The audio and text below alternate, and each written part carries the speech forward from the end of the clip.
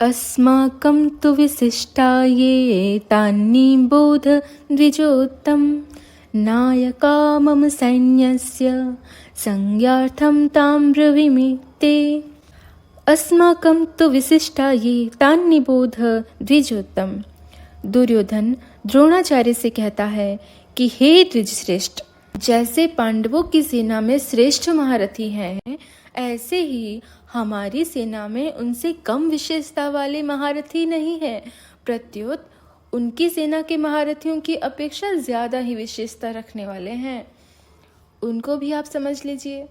तीसरे श्लोक में पश्य और यहाँ निबोध क्रिया देने का तात्पर्य है कि पांडवों की सेना तो सामने खड़ी है, इसलिए उनको देखने के लिए दुर्योधन पश्य अर्थात देखिए क्रिया का प्रयोग करता है।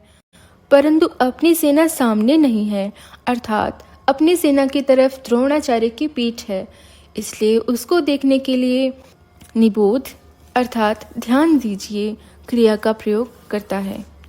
नायका मम सैन्यस्य संज्ञार्थम ताम ब्रवीमि ते।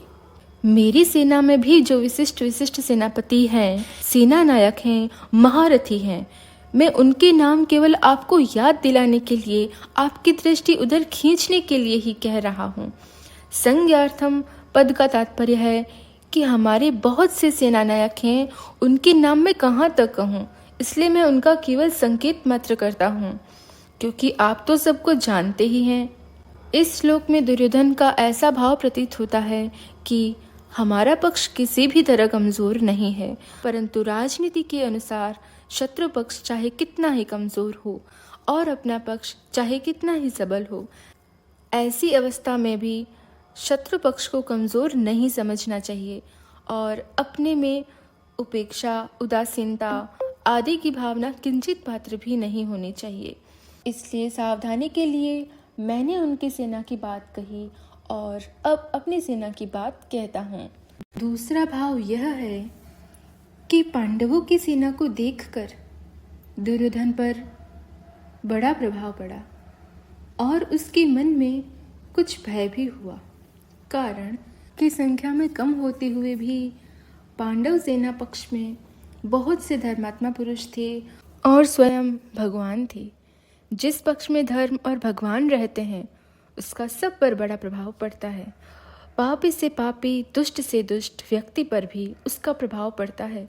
इतना ही नहीं, पशु पक्षी, वृक्ष, लता आदि पर भी उसका प्रभाव पड़ता है, कारण कि धर्म और भगवान नित्य हैं।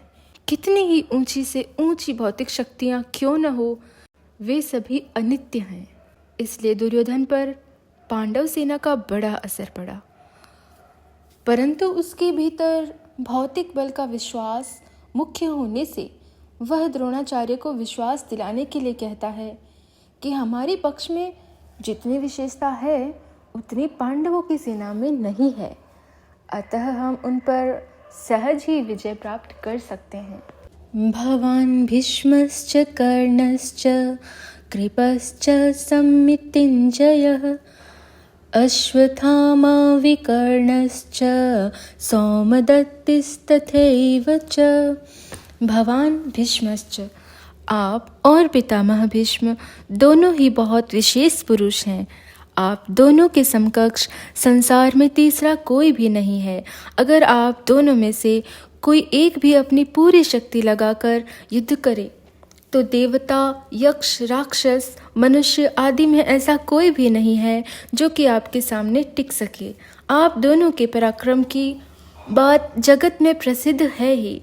पितामह भीष्म तो आबाल ब्रह्मचारी हैं और इच्छा मृत्यु हैं, अर्थात उनकी इच्छा के बिना उन्हें कोई मार नहीं सकता। कर्णश्च, कर्ण तो बहुत ही शूरवीर है। मुझे तो ऐसा विश्वास है कि वह अकेला ही पांडव सेना पर विजय प्राप्त कर सकता है।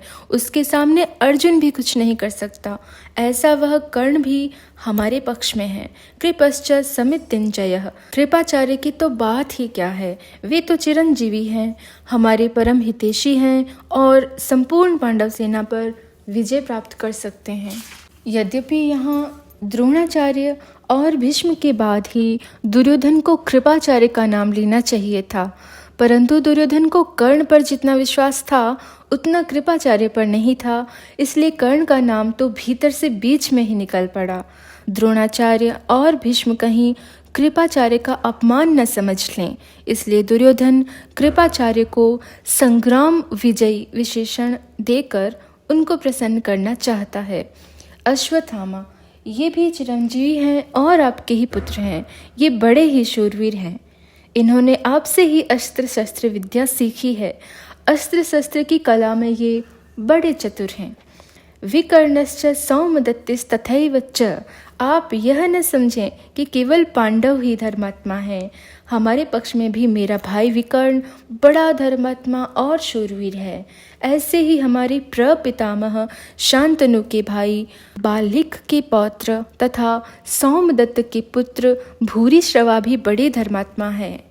इन्होंने बड़े बड़े दक्षिणा वाले अनेक यज्ञ किए हैं और ये बड़े शूरवीर और महारथी हैं। यहाँ इन शूरवीरों के नाम लेने में दुर्योधन का यह भाव मालूम देता है कि हे आचार्य, हमारी सेना में आप भीष्म, कर्ण, कृपाचार्य आदि जैसे महान पराक्रमी शूरवीर हैं। ऐसे पांडवों की सेना में देखने में नहीं आते। हमारी सेना में कृपाचार्य और अश्वत्थामा ये 2 चिरंजीवी हैं, जबकि पांडवों की सेना में ऐसा एक भी नहीं है। हमारी सेना में धर्मात्माओं की कमी नहीं है, इसलिए हमारे लिए डरने की कोई बात नहीं है।